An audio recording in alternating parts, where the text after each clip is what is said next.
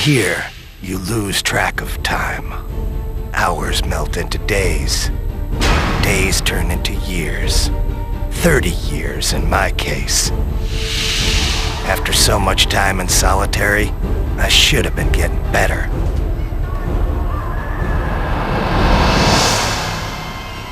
But in my heart, I always knew there was no cure for what happened to me.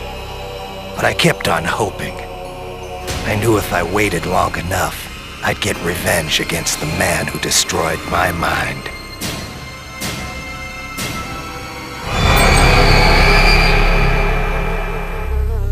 But I could only wait so long.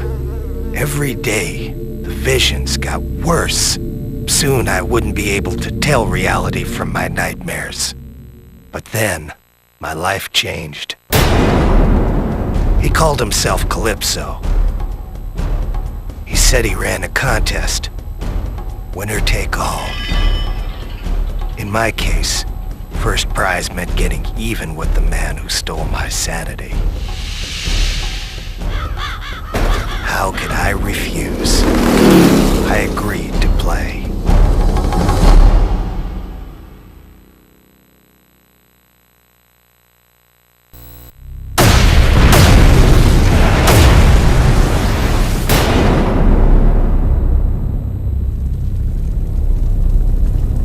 I hadn't thought about the war in years.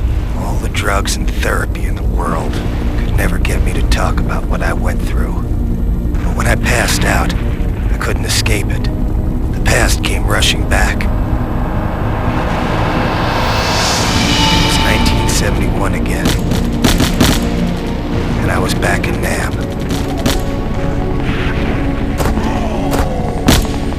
Ben had gone down. It was just me, all alone, trying to revive him. I was shouting to Benny, trying to see if he was okay. But before I knew it, the enemy was on me.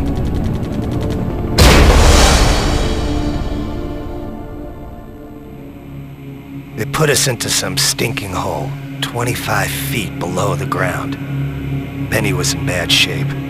I didn't know how long he was gonna hold out. Seems like forever I was screaming for someone to come and help him. Then one day, we had a visitor. The guy was an advisor to the Vietnamese, and he had his own unique idea of torture, starvation.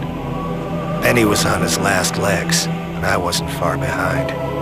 5 days without any food will bring any man to the edge.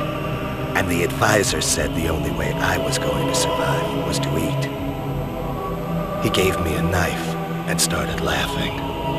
He said if I wanted food, I'd have to make do with whatever I could find in the hole. I tried to block out what was happening.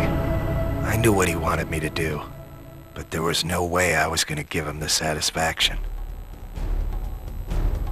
Benny died 2 days later. I couldn't look at him. I didn't even want to think about it.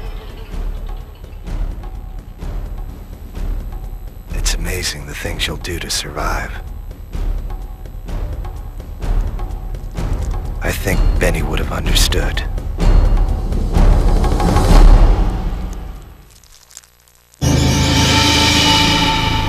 They say the mind bends and twists in order to deal with the horrors of life. I think my mind bent so much it snapped in two. When a platoon of GIs freed me 2 weeks later, they tried to take the helmet off. I killed 4 of them before they took me down. After that, they shipped me back to the States and put me in the asylum.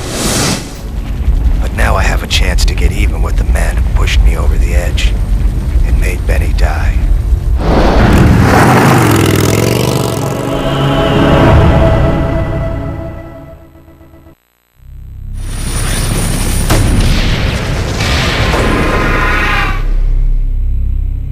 I'd done it. The battle was over. I'd won the contest. I went to see Calypso. Turns out he was a man of his word. He told me it was time for a reunion. After all these years, the advisor looked exactly the same. He didn't know who I was, but I recognized him. I'd been seeing his face in my nightmares for 30 years. Calypso had one more special prize for me. Dinner for one. 30 years is a long time to be locked away. You get kinda tired of asylum food. But after all this time, something new was on the menu. As much as I hated to admit it, over the years I developed a special craving for human flesh.